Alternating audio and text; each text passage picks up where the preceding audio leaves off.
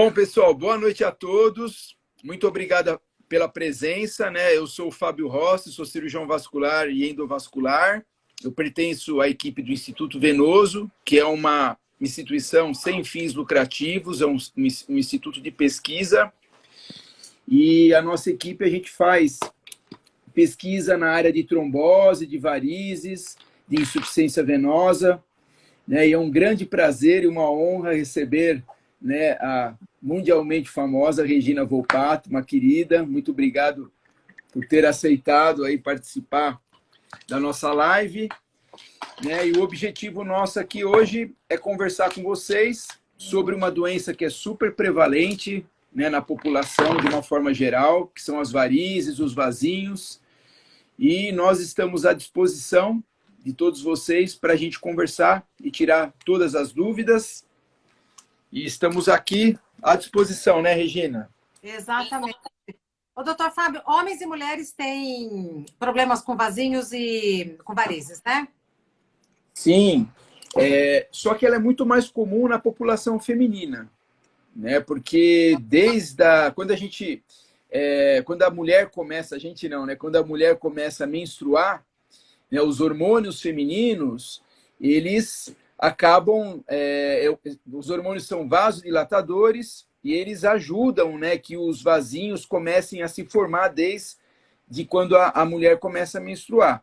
Uhum. E também outro problema, né, Regina, é que as moças, né, elas expõem as pernas muito mais do que os moços, né? E os homens, as mulheres, expõem muito mais comum a exposição, desde quando a mulher, desde a adolescência, né, começa a aparecer esses vasinhos e começa a haver a preocupação estética. E então, nos consultórios dos vasculares, é muito mais comum a presença das mulheres do que dos homens. Mas exposição das pernas como? Com saia, essas coisas? Com saia, shorts, né? A mulher vai na praia também, já começa uma a olhar, porque a mulher, você sabe, né? Uma começa a olhar na perna da outra. Ah, você tem um vasinho, eu fui procurar um cirurgião vascular para fazer tratamento, né? Então tem essa preocupação estética, né? Desde o começo, que o homem, o menino, né, de uma forma geral, ele demora um pouco mais para perceber a presença desses vasos, e é muito mais comum que o homem procure o cirurgião vascular quando a doença já está mais avançada, quando já tem varizes de grosso calibre e começa a incomodar, começa a dar dor, cansaço, sensação de cansaço na perna, e aí procura o cirurgião vascular já numa fase mais avançada. Remédio resolve ou é preciso cirurgia? Então, as varizes e os vasinhos, Regina, eles são uma manifestação de uma doença que chama insuficiência venosa crônica. E nessa manifestação, a gente tem vários graus. A gente tem uma classificação que chama CEAP, que vai de 0 a 6. Né? Só para quem entrou na live agora entender como que funciona, né? O CEAP 0 é quando a gente não tem nenhum sinal da doença. Então, quando a gente tem uma sensação de cansaço nas pernas, a gente classifica como CEAP 0. CEAP 1 é quando começa a aparecer aqueles vasinhos arroxeados, né, ou vermelhos. CEAP 2 é quando a gente já tem varizes. CEAP 3 é quando a perna começa a inchar, que o médico chama de edema. CEAP 4 é quando começa a escurecer a perna. É muito comum, abaixo do joelho, nos pacientes que têm insuficiência venosa mais avançada, começar a aparecer algumas manchas amarronzadas, né? E o CEAP 5 é quando a gente tem uma úlcera varicosa já cicatrizada, e CEAP 6, quando essa úlcera varicosa está em atividade. Então, você vê, a doença, ela começa, né, desde quando você não tem sinal clínico nenhum e até úlcera varicosa, né, que é uma doença muito menos comum na população em geral, mas que quando ela ocorre, ela causa uma perda importante na qualidade de vida e uma limitação funcional, e todas elas são consequências dessa mesma doença. Para a gente entender um pouquinho melhor como é que funciona a circulação, a gente tem que lembrar que o coração ele bombeia o sangue através das artérias. Sim. E todo o sangue que chega nas pernas, ele tem que voltar para o coração e ele faz isso pelas veias. E quando esse retorno venoso para o coração ele tem alguma dificuldade de acontecer, é que aparece essa doença chamada de insuficiência venosa crônica. E é hereditário? Na grande maioria das vezes, ele é hereditário, né? Isso é super importante a gente mencionar. Então, quem tem predisposição na família, tem algum familiar que tenha varizes, já tenha sido operado, né? Ele tem uma maior probabilidade de apresentar essa doença. Mas não é só hereditariedade. Tem gente que tem na família e não apresenta nenhum vasinho. Na realidade, a gente não sabe muito bem, né, como que funciona isso, mas a gente sabe que quem tem na família tem maior predisposição, desde que seja também exposto a algumas situações de risco, Regina, tais como profissões que ficam muito tempo em pé, né? Outra também, obesidade, sedentarismo, quem já teve trombose no passado, exposição a hormônio. Esses são os principais fatores de risco aí para o desenvolvimento dos vasinhos e das varizes. Tá, entendi. E qual é a melhor maneira de prevenir? A melhor maneira de prevenir, quando ela começa a se manifestar, né? Então, quando você começa a sentir cansaço nas pernas, é importante procurar o auxílio médico, que a gente consegue através de um método diagnóstico que chama ultrassom. É um aparelhinho que a gente passa na perna, que não é invasivo. A gente passa um gelzinho nesse aparelho e escorrega nas pernas, a gente consegue enxergar se tem varizes internas, né? A gente tem que lembrar, muita gente pergunta, eu estou com problema de veia safena, doutor. A veia safena é a principal veia do sistema venoso superficial.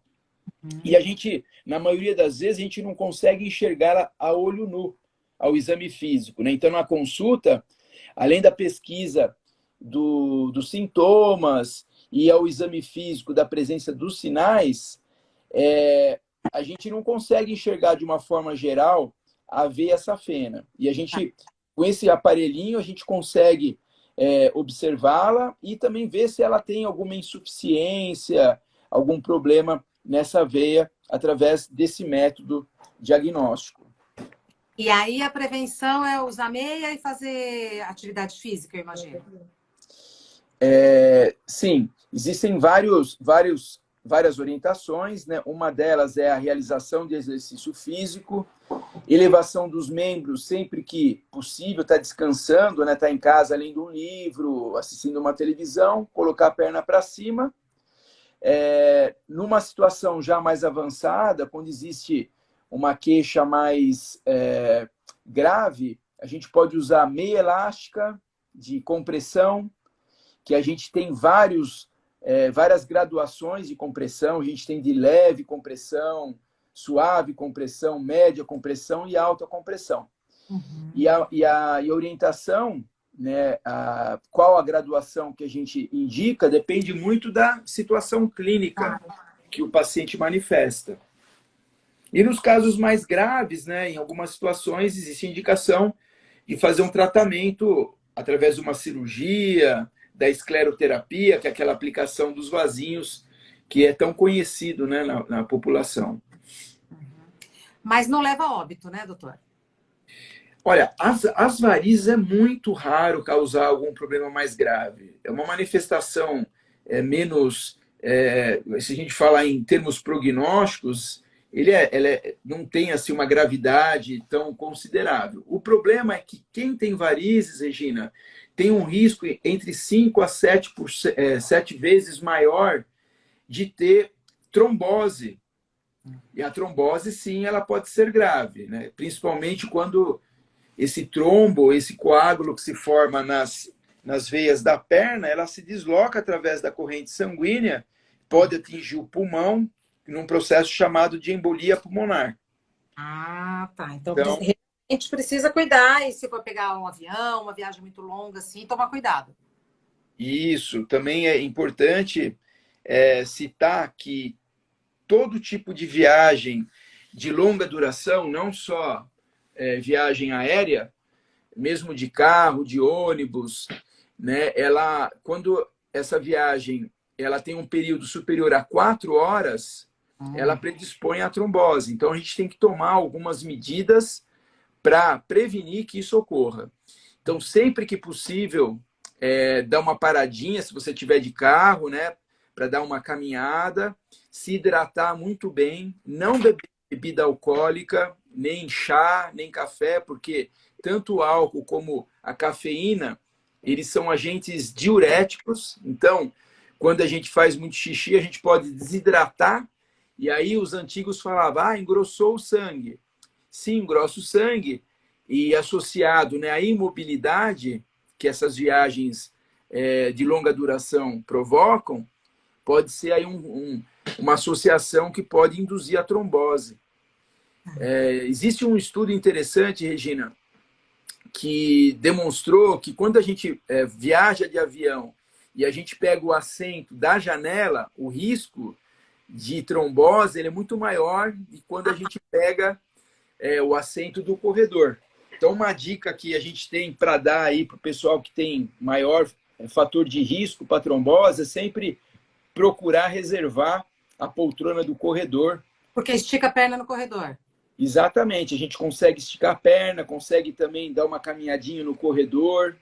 E quando a gente está na janela, né, principalmente durante o período noturno, a gente fica lá encolhidinho, né, sem poder mexer muito a perna, não querendo atrapalhar o colega de viagem, e aí esse risco é maior. Tá certo. Ô, doutor, e o que é o Instituto Venoso? Então, o Instituto Venoso é um instituto de pesquisa, que ele é composto por alguns cirurgiões vasculares, né, que são especialistas nessa linha de pesquisa de varizes, principalmente de trombose. Né, a minha linha de pesquisa, eu pertenço ao Instituto Dante Pazanese, a gente faz muita pesquisa clínica lá, principalmente na área de trombose, de embolia pulmonar. E a nossa área de atuação é muito tratamento da trombose de forma não invasiva através de catéter. A gente consegue passar com esse catéter através do trombo e a gente consegue aspirar esse trombo e tirar o trombo da circulação sanguínea e diminuir o risco das consequências mais graves de uma trombose, né? Quando esse coágulo é muito volumoso, ele pode trazer consequências tanto locais, né, como dor e inchaço crônico nas pernas e até numa fase mais tardia, como a gente mencionou, úlcera varicosa. E também na embolia pulmonar, né, quando ela ocorre e esse coágulo é muito volumoso, ele pode dificultar muito o trabalho da musculatura cardíaca e pode até causar uma parada cardiorrespiratória e até o mesmo óbito. Ô, doutor, alguma coisa que a gente precisa falar, assim, que é muito importante sobre esse assunto? Eu acho assim que em termos, a gente está passando por um período da pandemia, quer dizer, estamos saindo, graças a Deus, do período mais crítico da pandemia, né? Lembrar que durante essa pandemia do Covid, nós tivemos muitos casos de trombose e embolia pulmonar. A gente tem alguns autores, né, e médicos que até sugerem que, na realidade, o Covid é uma doença vascular. O que acontece é que o vírus SARS-CoV-2, que é o que provoca a Covid, ele tem uma particularidade que ele provoca um processo inflamatório exagerado.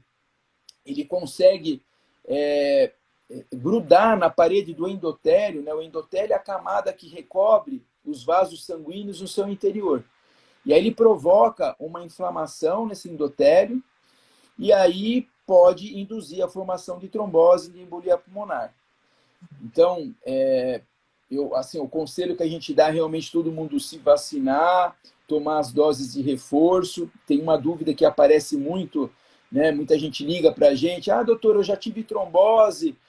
A gente vê que, às vezes, escuta falar que a vacina ela pode provocar trombose. Na realidade, a vacina provocar trombose é muito raro, né? É muito mais É muito mais comum a gente ter trombose naqueles que não se vacinaram. Então, principalmente, quem tem mais risco de trombose são aqueles que realmente devem se vacinar. E uma outra mudança de hábito, né, que a gente teve durante a pandemia foi de trabalhar em casa, né, fazendo homeschooling, homeworking, e na frente do computador muitas horas. Lembrar que não é só na viagem de avião, né, que a gente tem que movimentar as pernas, a gente tem que, pelo menos a cada 2 horas, levantar, andar um pouquinho, caminhar, elevar os membros sempre que possível, procurar fazer alguma atividade física, se hidratar bastante. Então, essas são as recomendações. Uma outra, a gente pode falar um pouquinho também, a gente não falou, né, Regina, quais são os principais sintomas da trombose, da embolia pulmonar? Então, trombose, inchaço, dor repentina na perna, gente que nunca teve dor, né, nunca teve cansaço, de repente, de uma hora para outra, a perna começa a inchar, começa a doer a perna, ou às vezes ela pode ficar avermelhada, uma sensação de calor.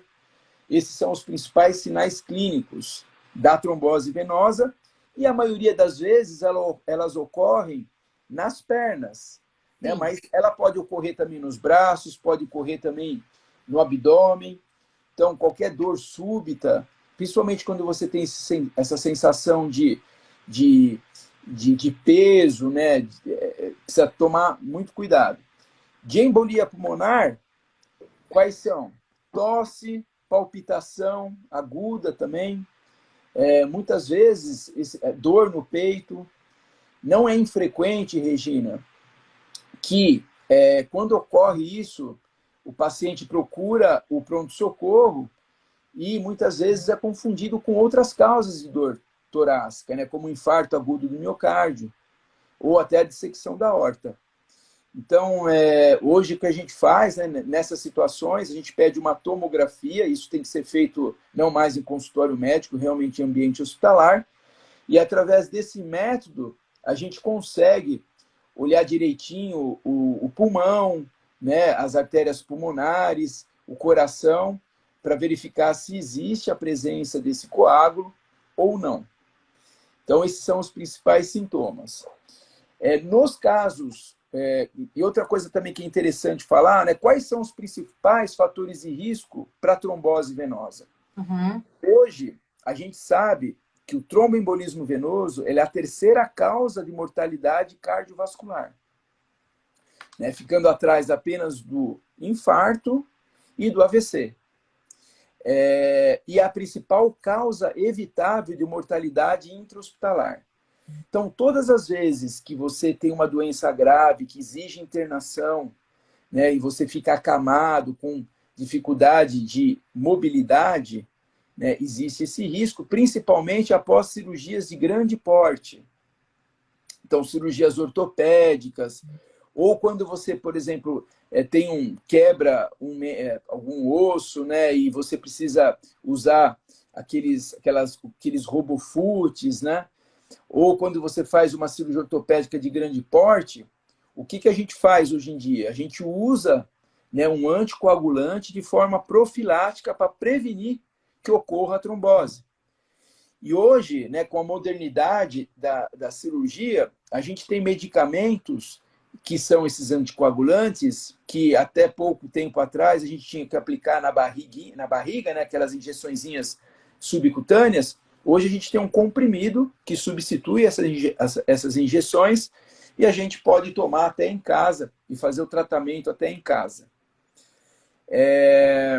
Nos casos mais graves, por exemplo, paciente que está lá hospitalizado no pós-operatório, que evolui com os quadros mais avançados da doença, principalmente quando o paciente vai para a UTI, e a gente pode usar esses anticoagulantes com uma maior quantidade, que torna o sangue praticamente não coagulável mais, né? E como eu falei para você agora há pouco, né, nesses casos que a gente tem uma repercussão clínica mais grave, que coloca em risco a vida do paciente, a gente pode usar uma outra classe de medicamento, que são os agentes fibrinolíticos, que eles têm a capacidade de, nesse trombo, dissolver o trombo, Ou também esses catéteres, né, que a gente coloca dentro do trombo e a gente consegue aspirar. Eu acho que é isso aí que a gente pode falar, e tem algumas perguntas já aqui. Eu travou aqui, eu não consigo ter acesso a nada, doutor. Mas o Instagram do Instituto Venoso é @instituto.venoso. Nesse Instagram, as pessoas conseguem interagir com o doutor Fábio Rossi. Consegue. E eu também tenho uma página pessoal, né? www.drfabiorossi.com.br. Tá. E também, quem quiser, é só entrar lá, tem todos os contatos. E no Instituto Venoso também. A gente tem uma equipe grande de profissionais especializados nesse assunto que a gente está conversando. É só entrar. A página da internet é www.institutovenoso.com.br. Maravilha. Lá também. Tá joia. Muito obrigada, doutor. Até uma próxima. Tá joia, Regina. Muito obrigado aí pela presença. Foi um prazer falar com você. Imagina, eu não consigo nem sair, porque. Ah, tá. Eu vou sair, porque aí, se o doutor quiser, pode continuar conversando com quem está na live. Perfeito. Muito obrigado. Eu que agradeço.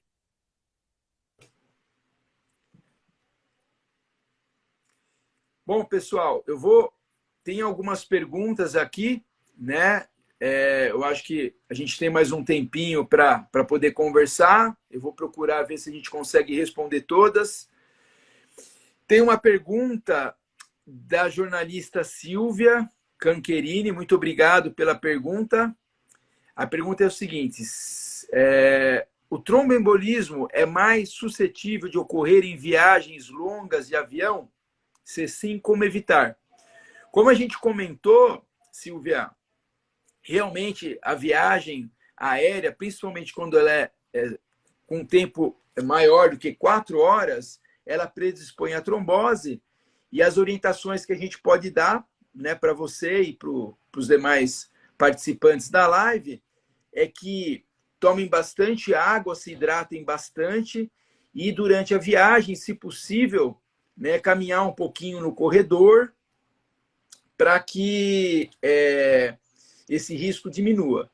Nos pacientes que têm maior risco de trombose, ou aqueles que já tiveram trombose prévia, em algumas situações a gente indica o uso profilático, né, do anticoagulante, que hoje em dia, como a gente já mencionou também, a gente tem um comprimidinho que dá para tomar aí antes da viagem, de uma forma confortável, diminuindo a chance de que a trombose ocorra. Uma outra pergunta também da Silvia é se cãibra tem relação com as varizes ou doença venosa. Sim, as cãibras são uma das possíveis manifestações da insuficiência venosa, e nessa situação, se ela está incomodando demais, é importante você procurar um cirurgião vascular, passar numa consulta, para que a gente possa investigar melhor aí, através desse método que a gente descreveu, que é o Doppler vascular. Tem bastante pergunta interessante aqui. Vamos ver aqui, o Danilo Gobato também faz algumas perguntas. Qual a importância de exames para saber se há de fato varizes internas, aquelas que não aparecem, mas existem? Bom, quando você tem uma manifestação clínica mais grave, que altera a sua qualidade de vida, a gente, né, preferencialmente, além do exame físico, né, da consulta médica e do exame físico, a gente faz esse ultrassom para a gente ver se tem alguma varizes interna, e, em algumas situações, pode estar indicado o tratamento dessas varizes. Uma outra pergunta também aqui, se a doença vascular é hereditária. Sim, é uma doença hereditária. Aqueles pacientes que têm na família histórico de varizes, de cirurgia, eles têm maior predisposição. O jornalista João Costa, boa noite, João, do Instituto Palavra Aberta, ele pergunta: o que o senhor pode me falar sobre varizes em pessoas negras como eu? Bom, a gente não tem, João, estudos epidemiológicos nacionais, mas existem alguns estudos internacionais, principalmente um que foi realizado na cidade de San Diego, na Califórnia, que mostrou, que estudou as diferentes etnias quanto ao risco de predisposição para a formação de varizes e vasinho, e o que se evidenciou que o risco maior de varizes ele ocorre na população hispânica e branca, depois da hispânica não branca, depois na raça negra e depois na raça asiática. Então, na raça negra, a prevalência é um pouco menor do que na raça branca e um pouquinho maior do que na raça asiática. Uma pergunta bastante interessante. Vamos ver aqui agora as perguntas que estão entrando. Um minutinho só.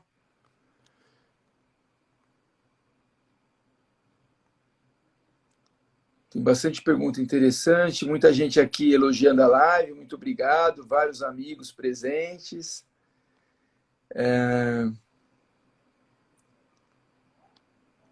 Bastante pergunta. Bom, enquanto eu vou lendo aqui, só mais uma vez, né, mencionar que eu pertenço ao Instituto Venoso. Quem quiser seguir, a gente faz bastante live. O Euclidense, eu tenho varizes, já fiz uma cirurgia em 2010, pois já estava muito grande e tomava a perna toda. Sou rapaz. Você vê, quem tem predisposição genética, infelizmente, não é incomum que necessite de cirurgia já numa idade mais precoce, né?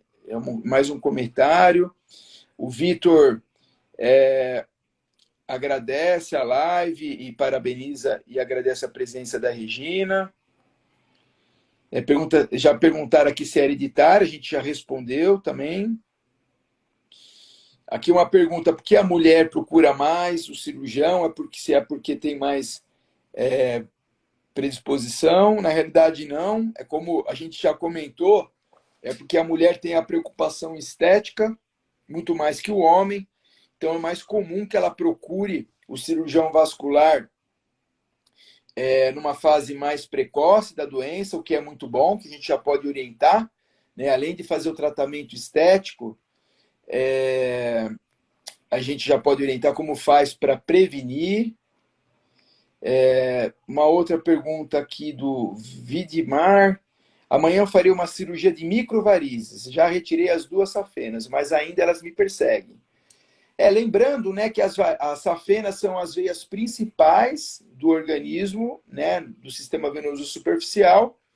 Infelizmente, não é incomum de quem opere a safena tenha que fazer novamente cirurgia, que as varizes se recidivam. Isso ocorre mais ou menos entre 20% a 30% da população. Há uma pergunta bastante bacana. Como que é feito o tratamento atual das varizes e das microvarizes e dos vasinhos? Bom, pergunta da Bianca. Bianca, nos últimos 10 anos, a cirurgia vascular assim, avançou demais, né? A gente tem várias possibilidades de tratamento. A gente tem um método convencional, vamos falar primeiro de vasinho. O método convencional, que a gente chama de escleroterapia, a gente injeta uma substância dentro desse vasinho e o objetivo com isso é fazer com que esse vasinho ele seque por dentro. Hoje a gente tem também o método a laser. O método a laser, a gente, através... O laser nada mais é do que uma fonte de luz de altíssima intensidade, de uma frequência bem alta. A gente consegue, através da pele, queimar esse vaso, né? E a gente hoje, na maioria das vezes, a gente associa o laser em conjunto com a glicose. Quando a gente precisa de uma cirurgia mesmo de varizes, né, que envolve a safena, a gente tem a cirurgia convencional, que ela é feita através da dissecção cirúrgica da safena na região do tornozelo. A gente passa uma haste metálica através da luz desse vaso e a gente amarra a extremidade proximal, né, na região aqui da virilha, e a gente puxa essa haste metálica e, junto com essa haste metálica, vem a veia safena. Nesse método, as varizes tributárias, a gente precisa pensar que a safena é como se fosse um rio principal, e a gente tem esses vasos, essas varizes, né, que vão se unir a veia safena. A gente não liga cada uma dessas varizes, o que a gente faz, a gente retira através de microincisões essas varizes tributárias e uma repercussão dessa cirurgia que fica um pouquinho de hematoma, e isso não é muito dolorido no pós-operatório, mas pode realmente causar um certo desconforto. Uma resolução, né, um avanço do tratamento que a gente teve nos últimos anos é que hoje o que a gente pode fazer através de uma técnica de cateterismo, a gente, em vez de retirar a safena, a gente entra com esse catéter na luz e a gente queima essa safena por dentro, através do laser ou de uma outra técnica chamada de radiofrequência, de uma forma menos invasiva, e aí a recuperação ela é menos dolorosa e mais rápida. Só para vocês terem uma ideia, hoje o paciente muito dificilmente ele permanece internado e a gente não pede mais que faça aquele repouso que se solicitava no passado. Né? Muitos de vocês já tiveram algum familiar que operou as varizes e sempre surge aquela dúvida, né? Ah, mas uma tia minha operou e o médico solicitou que ela ficasse 30 dias de repouso, que não podia nem levantar da cama. Isso não existe mais, pessoal. Hoje, a tendência é de que o paciente saia já andando do hospital, né, e com essas técnicas, né, de termoabração, laser e radiofrequência, a gente nem pede mais que o paciente, na maioria das situações, fique em repouso. É mais ou menos isso em relação à cirurgia de varizes, né? O que a gente faz hoje com os métodos mais modernos. Eu acho que é isso. Acho que a maioria... minha mãe, a Tati Cordeiro, pergunta, minha mãe, e quando engravidei piorou, e aí eu parei de tomar anticoncepcional. Realmente o anticoncepcional, para quem tem varizes, já teve trombose, é um fator de risco a mais. E a sugestão é que procure o ginecologista e procure discutir outros métodos, né, contraceptivos, principalmente naqueles pacientes que têm essa predisposição maior de trombose. A Jomaira Sanches pergunta, eu tenho vasinhos na região do pescoço e na região aqui do tórax, é perigoso? Jomaira, na realidade, vasinho, ele é muito pouco perigoso, né? Ele não é um problema grave, é muito mais um problema estético. E a boa notícia que eu tenho para você é que é super fácil tratar esses vasinhos, tanto na região do rosto, como também na região do pescoço, do tórax, às vezes a mulher tem perto da mama também, além de ter também nos membros inferiores. Outra pergunta, no calor as minhas pernas incham, mas no frio não, por quê? Uma pergunta super legal da Regina Cabrini. Na realidade, o que acontece? O calor é um vasodilatador. E aí, o vasodilatador, ele dilata ainda mais, né, a veia dilatada. A varizes nada mais é do que uma veia dilatada. Então, pode piorar a situação, né, da inflamação e da dor e piorar aí a situação clínica. E o frio é um vasoconstritor, né? Então, ele pode sim aliviar. Até uma dica que a gente dá, né? Quem tem varizes, vasinho, procurar evitar ambientes muito quentes, como sauna, profissões que fique assim, numa região mais quente, né? Numa sala mais quente, como cozinheiro, por exemplo. E também, por exemplo, quem vai para a praia, né, e está muito calor, de vez em quando dá uma entrada na água para aliviar essa dor na perna. A Eliana pergunta que sente fincadas no peito esquerdo e passa mais eletroestreita. Veio muito, assim, não dá para entender a sua pergunta. A Vera faz uma pergunta: eu estou com as coxas repletas de vasinhos, e isso aconteceu depois de uma cirurgia de varizes. Até nos pés eu tenho. A cirurgia de varizes, Vera, ela não tira os vasinhos, né? Então, o que a gente faz hoje, durante a cirurgia, a gente aproveita e já queima esses vasinhos, né? Aproveita que você está anestesiada lá, já dá uma boa adiantada no tratamento, mas, infelizmente, sempre, na maioria das vezes, existe a necessidade de prosseguir o tratamento no consultório para queimar esses vasinhos aí que tenham ficado. Eu acho que é isso. Se alguém quiser fazer mais alguma pergunta. A Terezinha pergunta: quais são os riscos da cirurgia em paciente acima de 65 anos? Terezinha, a idade cronológica, hoje a gente praticamente não considera muito, né? Eu tenho um paciente de 80 anos que tem, né, uma saúde maravilhosa, superativo e tal. O que a gente faz fazer uma avaliação pré-operatória, né? Assim, geralmente no indivíduo acima de 60 anos, e se o risco for baixo, não tem...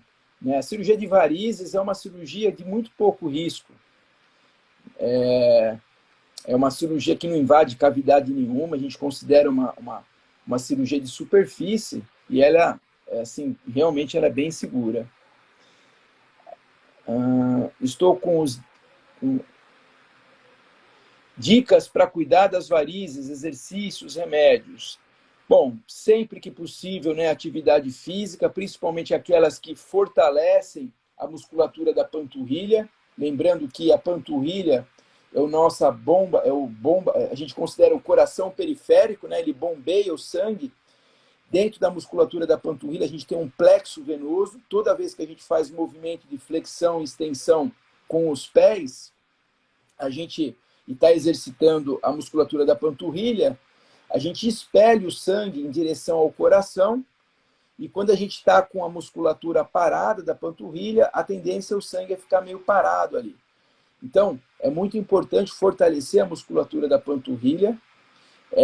Remédio, a gente indica quando o paciente é sintomático, aí a gente tem uma classe de medicamentos que se chamam flebotônicos, eles causam uma vasoconstrição e ajudam o retorno do sangue em direção ao coração.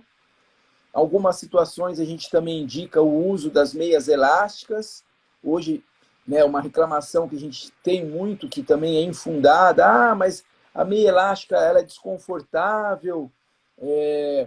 Hoje a tecnologia que é empregada na fabricação dessas meias evoluiu muito. Eu até recentemente tive a oportunidade de conhecer uma fábrica aqui no Brasil. As meias são muito mais confortáveis, elas são mais leves, a gente tem várias cores, né? E meia para uso nas mais diversas situações possíveis. Mas a gente tem várias graduações de grau de compressão, né? Como a gente comentou já, de suave, de leve, de média e de alta compressão. Cada compressão ela tem um tipo de indicação clínica, e aí fica muito difícil a gente responder essa pergunta para você, né, sem avaliar melhor qual que é a sua condição clínica. Né? Mas uma pergunta bem interessante, importante. A do DR Impulsa pergunta: descobri que tenho varizes, estou tomando...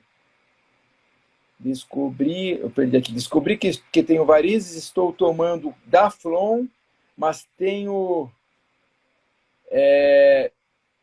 veio ruim, meu joelho inchado, incomoda ao dobrar, descer escada, devo me preocupar? Nessa situação é sempre importante, né, fazer uma consulta. Minha filhinha Sofia veio participar da live. Obrigado pela presença, Sofia. nessa situação, não é que é preocupante, né? Mas é bacana procurar um vascular aí, se você tiver oportunidade, para fazer um ultrassom, para identificar melhor qual que é o grau aí de insuficiência venosa que você tem. Tem várias perguntas aqui, uma solicitação... tá me convidando para participar da live, a gente participa sim, só convidar. O pessoal agradecendo. Bom, pessoal, a gente está nos 5 minutos finais, né? A gente sabe que o Insta, depois de 1 hora, ele bloqueia. Foi um grande prazer estar com vocês, né? Mais uma vez, a gente agradece muito a Regina Volpato. Eu tive a oportunidade de participar nessa semana do programa Mulheres. Ela é super simpática, né? É muito bacana mesmo, uma pessoa maravilhosa, super inteligente. A gente teve a oportunidade de bater um papinho com ela após o término do programa. Para quem quiser assistir o programa, aliás, ele está gravado e disponível no Instituto Venoso, instituto.venoso, no nosso Instagram. Obrigado à presença de todos vocês, foi um grande prazer. Espero que tenham gostado da live. Sigam-nos nas nossas mídias sociais. Agradeço o Caetano Bedak pela assessoria aí durante esses últimos anos. Convido a todos a participarem do Instituto Venoso. A gente faz várias lives, é só seguir a gente lá no Instituto.Venoso. Para quem quer saber meu contato, é só entrar na nossa conta. E também eu tenho uma página na internet, www.drfabiorossi.com.br. Um prazer estar aqui com vocês. Infelizmente, a nossa live está chegando ao fim. E um grande abraço a todos e espero revê-los em breve. Um abraço. Obrigado pela presença e bom final de semana a todos aí.